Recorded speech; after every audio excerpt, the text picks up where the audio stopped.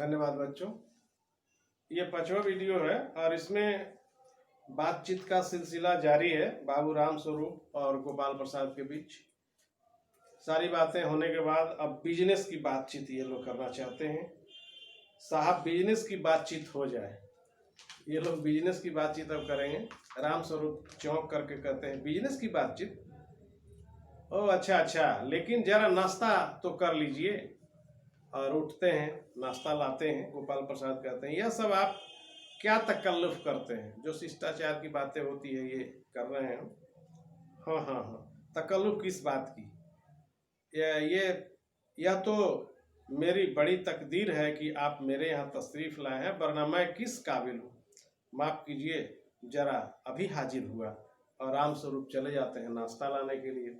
नाश्ता लेकर के जब तक आते हैं तब तक गोपाल प्रसाद और शंकर दोनों आपस में बातें करते हैं।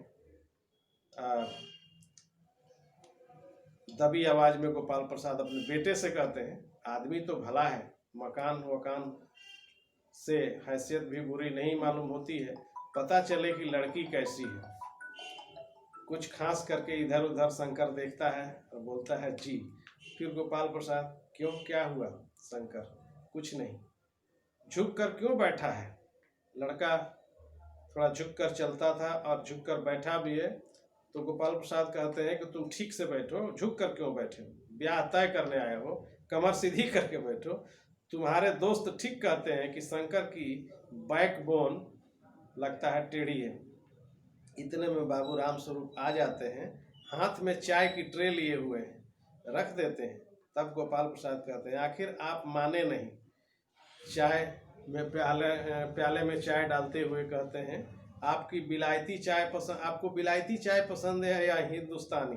गोपाल प्रसाद कहते हैं नहीं साहब, मुझे आधा दूध और आधी चाय दीजिए और ज़रा चीनी ज़्यादा डालिएगा।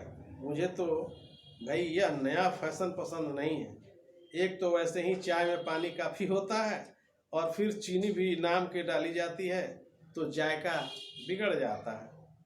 बाबू राम स्वरूप जो है कहते हैं आप सही बोलते हैं। शंकर बीच में बोल उठता है, खखार कर बोलता है सुना है सरकार अब ज़्यादा चीनी लेने वालों पर टैक्स लगाएगी।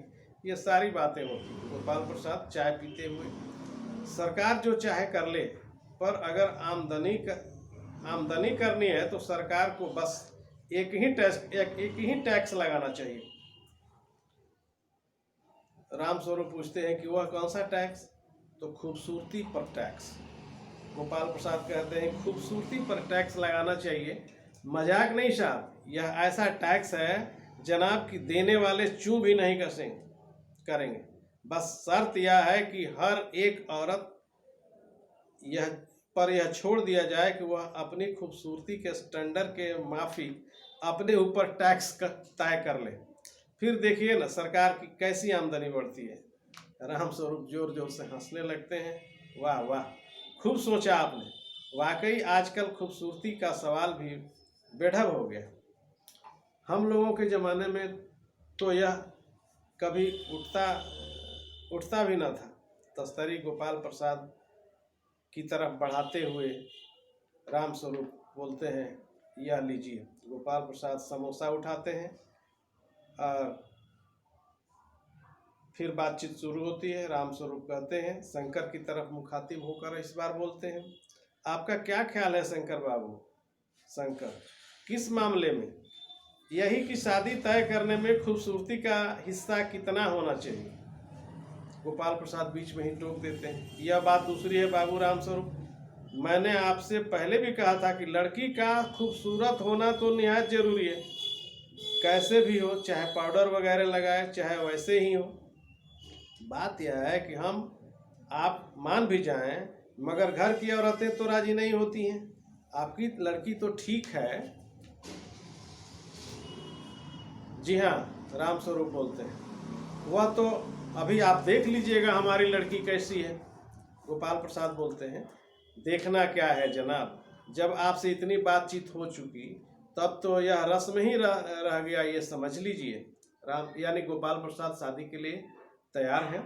राम स्वरूप कहते हैं हाँ, यह तो आपका मेरे ऊपर भारी एहसान है और गोपाल प्रसाद बोलते हैं, इसका जन्म पत्र तो मिल ही गया होगा, जन्म पत्री तो मिल ही गया होगा। रामस्वरूप कहते हैं जी, जायचा उसको कहते हैं, जायचे का मिलना क्या मुश्किल बात है, ठाकुर जी के चरणों पर रख दिया, बस खुद ब खुद मिल गया हुआ समझिए। गोपाल प्रसाद, यह ठीक कहा आपने, बिल्कुल ठीक। थोड़ी देर रुक करके बोलते हैं, लेकिन हाँ, यह जो मेरे कानों में भनक पड़ी है तो क्या यह गलत है ना? गोपाल प्रसाद को कुछ गलतफहमी है, उसको ठीक करवाना चाहते हैं। रामस्वरूप बोलते हैं, चौंक कर बोलते हैं, क्या बात है? गोपाल प्रसाद कहते हैं कि पढ़ाई लिखाई के बारे में मैंने सुना है। जी हाँ, साफ साफ बात है साहब, हमें ज़्यादा पढ़ी लिखी लड़की नहीं चाहिए, मेम साहब तो रखनी नहीं है, कौन भुगतेगा उनके नखरों, बस हद से हद मैट्रिक पास होनी चाहिए। क्यों शंकर? शंकर कहता है, जी हाँ, कोई नौकरी तो करानी नहीं है, नौकरी का तो कोई सवाल ही नहीं उठता है। रामस्वरूप जी बोलते हैं। तो गोपाल प्रसाद कहते हैं कि और क्या साहब, देखिए ना, कुछ लोग मुझसे कहते हैं कि जब आपने अपने लड़के को BA MA तक पढ़ाया है तो अब उसकी बहुएं भी ग्रेजुएट लीजिए, ऐसा लोग कहते हैं। भला पूछिए इन अक्ल के ठेकेदारों से कि क्या लड़कों की पढ़ाई और लड़कियों की पढ़ाई एक बात है? अरे मर्दों का काम तो है पढ़ना और काबिल होना, अगर औरतें भी वही करने लगेंगी तो अंग्रेजी अखबार पढ़ने लगेंगी, पॉलिटिक्स करने लगेंगी, तो फिर हुई घर गृहस्थी। घर गृहस्थी का क्या हो जनाब? मोर के पंख होते हैं, मोरनी के नहीं होते हैं। कई प्रकार के उदाहरण भी देते हैं और ये कहना चाहते हैं कि लड़कियों का ज़्यादा पढ़ा लिखा होना जरूरी नहीं है। रामस्वरूप कहते हैं, जी हाँ, और मर्द के दाढ़ी तो होता है, औरतों के नहीं होते हैं। शंकर भी इस पर हंसने लगता है। गोपाल प्रसाद कहते हैं, हाँ हाँ, वह भी सही है। कहने का मतलब यह है कि कुछ बातें दुनिया में ऐसी हैं जो सिर्फ मर्दों के लिए हैं, और ऊंची तालीम भी ऐसी चीज़ों में से एक है जो मर्दों के पास होनी चाहिए। वह क्या ये बात करते हैं ये लोग कि लड़कियों को नहीं पढ़ना चाहिए, ये एक तरह का तर्क नहीं बल्कि कुतर्क है।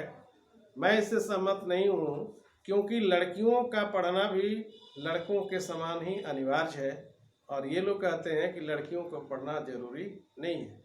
तो फिर देखते हैं अगले वीडियो में, तब तक के लिए धन्यवाद।